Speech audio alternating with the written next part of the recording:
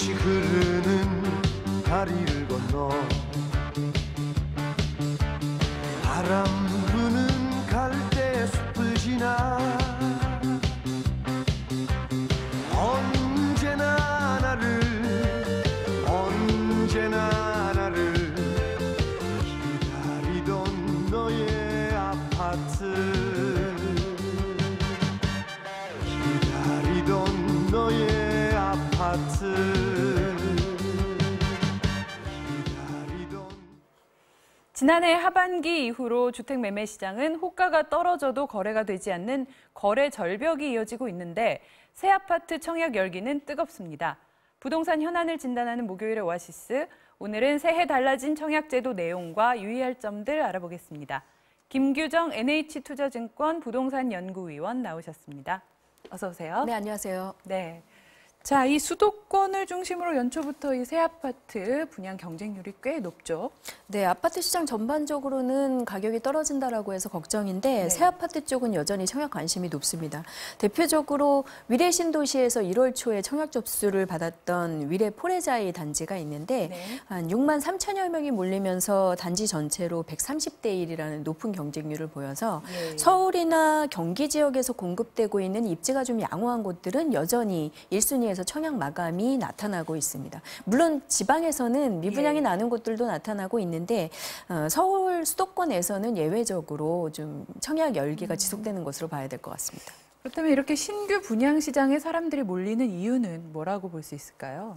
네, 일단 아무래도 시장에서 새 아파트 선호도가 워낙 이제 견고하게 자리를 잡고 있기 때문에 네. 집이 없는 분들 또 투자하시려는 분들 모두 새 아파트 쪽으로 관심을 갖고 계시고요. 네. 무엇보다 저희가 분양 가격이 이제 우회적인 방법으로 계속 상한 제한이 있기 때문에 주변에 있는 기존 아파트를 매입하거나 뭐 프리미엄을 주고 입주 단지를 사는 것보다는 확실히 저렴합니다. 그래서 예. 가격 경쟁력이 높은 데다가 아무래도 새 아파트 선호도가 높다 보니 지금 같은 좀 하락 우려가 있는 경우에는 가격이 덜 떨어질 거다라는 이런 안도감, 또 상승기가 오면 더 오를 수 있다라는 기대감 때문에 투자자들, 실수요자들 모두 몰린다고 볼 수 있습니다. 예, 그런데 이 분양가가 주변 시세보다 뭐 20, 30%까지 낮아서 당첨되는 순간 돈을 버는 거다. 그래서 뭐 일명 로또 아파트다 이런 말까지 나오고 있는데 정말 그 차익이 100% 보장된다고 볼 수 있는 겁니까?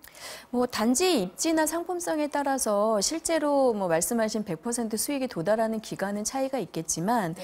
확실히 주변 기존 단지들에 비해서는 가격 경쟁이 높은 게 사실입니다. 그래서 네. 어느 정도 당첨이 되고 이제 낮은 이율로 중도금 대출이나 이런 것만 이용하실 수 있다면 대부분은 프리미엄 보장이 서울 지역이나 경기 주요 유망 지역에서는 보장이 되고 있는 상황입니다. 그러다 보니 정부에서도 상대적으로 이런 물량들을 좀 집이 있는 유주택자나 투자자들이 가져가지 않고 네. 집이 없는 무주택자들이 가져갈 수 있도록 계속해서 주택 공급 규칙을 바꾸면서 청약 시장을 좀 실수요자 위주로 재편하는 작업들을 해나가고 있는 것으로 볼 수 있습니다.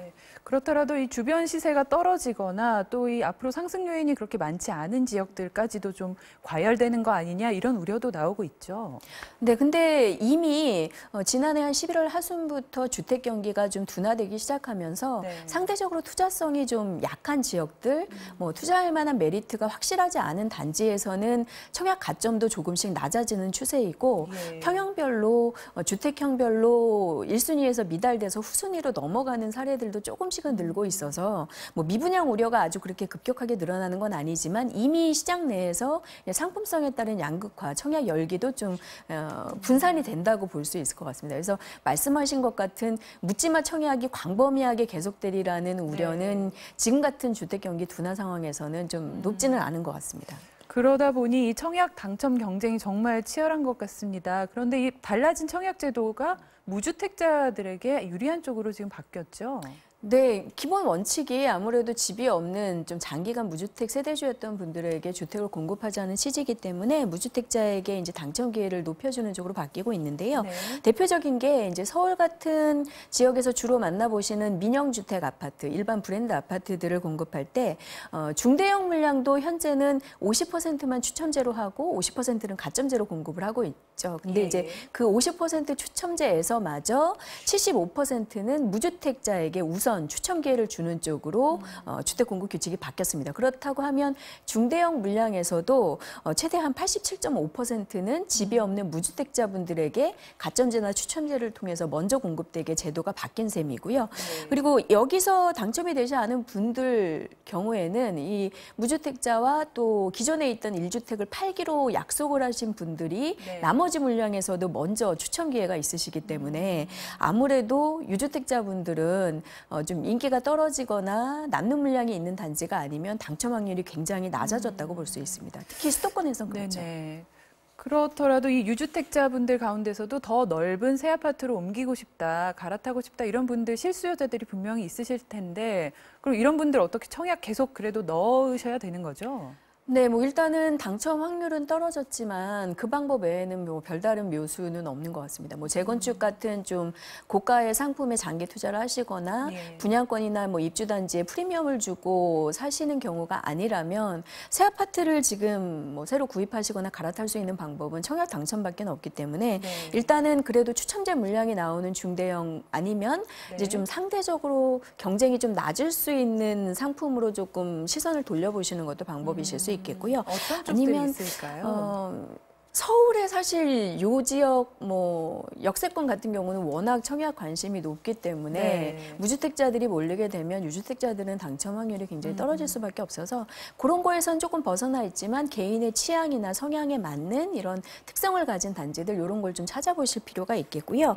아니면 이제 무주택자분들이 상대적으로 자산이나 자금력은 좀 떨어지실 수 있기 때문에 기존에 이제 집이 있는 계층들이 좀 더 유리하게 자금 마련이나 이런 것들을 할 수 있는 좀 대형 물량, 고급 주택 이런 쪽으로 여력이 되시는 분들은 좀 집중해 보실 수 있겠고 또 하나 최근에 워낙 청약 공급 규칙이 많이 바뀌다 보니까 이 내용을 좀 잘 숙지하지 못하고 청약해서 부적격 당첨자가 되시거나 아니면 분양가 대출 규제 때문에 계약을 포기하시는 물량도 좀 늘어나는 추세거든요. 그게 그래서 거의 오히려 10%가까이 된다는 단지에 따라서는 뉴스가 20% 이상 부적격 물량, 계약 포기 물량이 나오기도 합니다. 그래서 그런 곳에서는 상대적으로 자금 여력이 있다면 유주택자 분들도 이제 남은 물량을 후순위에서 추첨을 통해서 계약하실 수 있는 가능성은 조금 생길 수 있습니다. 네, 이 보니까 그동안 청약제도가 연평균 3.5차례씩 개정돼 왔다고 합니다. 이렇게 잦은 그 변화가 있는 청약제도 잘 챙겨야 될 텐데 올해는 특히 어떤 점들을 좀 유의해서 봐야 될까요?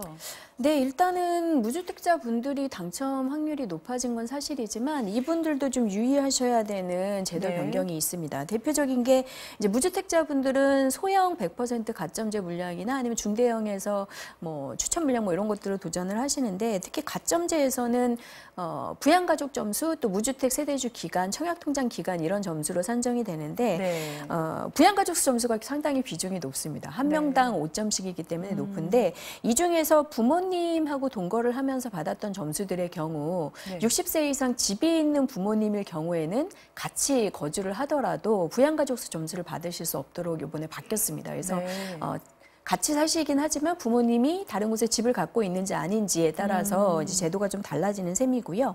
종전에는 유주택으로 인정하지 않았던 분양권 보유나 조합원 입주권 보유 이 부분들도 전부 이제 유주택자로 보는 것으로 제도가 바뀌었습니다. 그래서 분양권을 갖고 계신 분들 종전에는 등기하지 않은 주택이기 때문에 무주택자로 인정을 해드렸는데 이 부분이 달라졌기 때문에 좀 달라지는 여건이 되시는 분들 많을 것 같고요.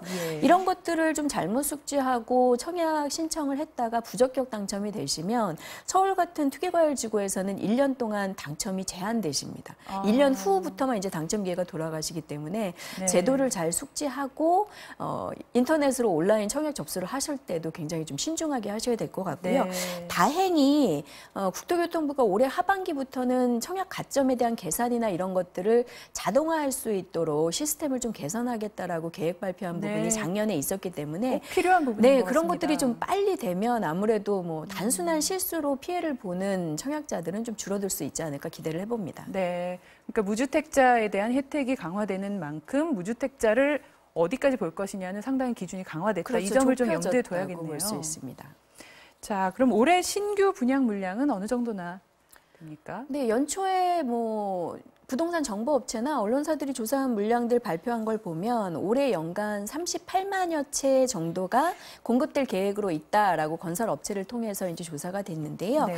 지난해 실제 분양한 물량이 한 30만 채 조금 못 미쳤었기 때문에 그동안의 계획 대비 실적 비율을 한 70에서 75% 정도로 본다면 네. 올해 실제 공급되는 물량은 30만 채보다는 훨씬 밑돌 것으로 보여집니다. 한 27, 8만 채 정도면 가능할 것 예. 같은데 그것도 만약에 주택이나 건설 경기가 더 안 좋아진다면 줄어들 수 있어서 현재로서는 좀 관심을 가지고 있는 분양 계획도 많고 물량도 네. 적지 않은 편인데 시장의 흐름이 어떻게 바뀌는지를 계속해서 보실 필요가 있겠고요. 네. 전체적으로 청약 양극화가 심해지고 있기 때문에 앞서도 말씀하신 것처럼 좀 더 좀 보유 가치나 투자성이 좋으면서 금융 지원이나 이런 것들이 좀 좋은 쪽에 선별적으로 청약 통장을 쓰시는 게 바람직합니다. 네, 청약 시장이 무주택자 위주로 꾸준히 이렇게 조정되는 느낌인데요. 앞으로의 전망은 어떻게 보고 계십니까? 네, 일단 올해 공급 계획 중에서 뭐 서울의 강남권 재건축이나 도심의 재개발 일반 분양 이런 물량들 좀 관심 있게 보시는 서울 소재 단지들의 수요가 쏠릴 가능성이 많고요. 네. 경기도에서도 뭐 위례나 과천 같은 서울에 근접한 주요 이제 투자 지역 중심으로 청약은 좀 활기를 띨 것으로 예상이 됩니다. 근데 반면에 그렇지 못한 것들은 이미 전국적으로 연말 미분양이 6만 채 정도 계속 남아 있는 상황이기 때문에 네. 이런 곳들의 이제 양극화 상황에 따른 경기 변화는 조금 나타날 수밖에 없겠고요. 제도 자체는 무주택자 위주로 많이 개선이 되어가고 있기 때문에 네. 청약 통장을 갖고 계신 무주택자 분들은 내 집 마련으로 청약 전략에 좀 집중해 보실 필요가 있을 것 같습니다. 네. 자, 이 다른 주제로 잠시 얘기를 더 나눠보겠는데요. 이 손혜원 의원의 지인들이 목포에 그 건물 10여 채를 샀다고 해서 지금 논란이 큰데 이 초점은 그 문화재 거리 지정과 이 부동산 구입의 연관성, 또 거기서 얼마나 시세 차익을 받느냐, 뭐 노렸느냐 이 부분일 것 같아요. 그 위원님 보시면 문화재 구역으로 지정된다든지 이럴 경우에 그게 부동산 가격에 항상 이렇게 좀 상승 요인이 된다 이렇게 볼 수 있는 건가요?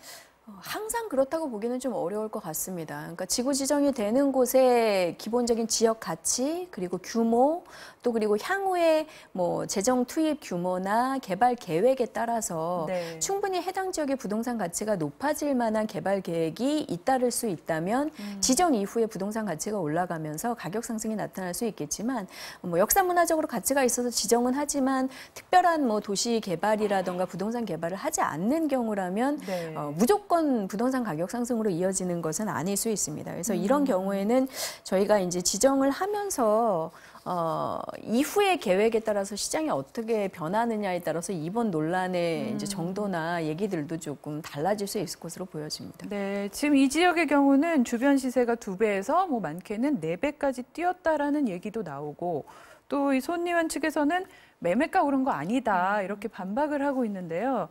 이게 단순히 정말 호가가 높아진 것인지 아니면 시세가 그렇게 높게 형성이 그 이후에 된 것인지 이 부분은 또 따져봐야 되는 부분인 거죠.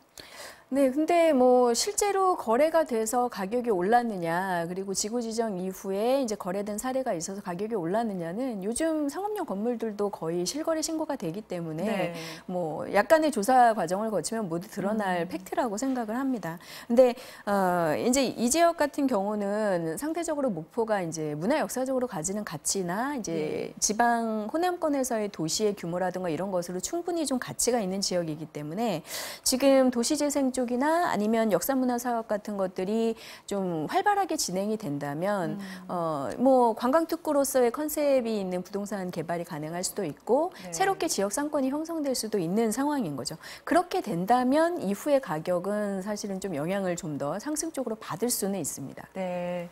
그러니까 방금 말씀하신 그 국토교통부에서 진행하는 도시재생 사업이 있고 또 문화재청에서 진행하는 역사문화 사업이 있는데 이런 사업들 결국에는 그 이제 가라앉은 지역 경제를 다시 되살리자. 그래서 그 지역민들에게 그 이익을 돌려주자. 이런 취지에서 시행이 되는 걸 텐데 맞습니다. 이런 취지에 맞게 가려면 어떤 점들이 좀 더 보완이 되고 필요하다고 보시나요?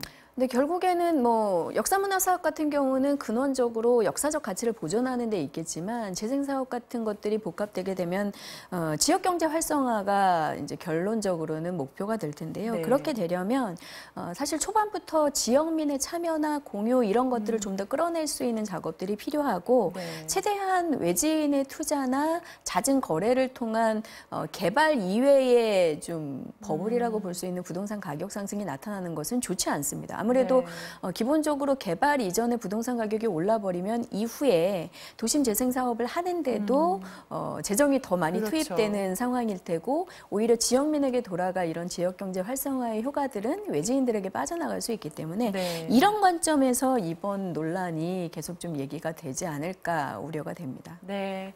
자, 이 손혜원 의원 관련 뉴스는 바로 뒤에 이어지는 이슈 완전 정복에서 더 자세히 전해드리겠습니다.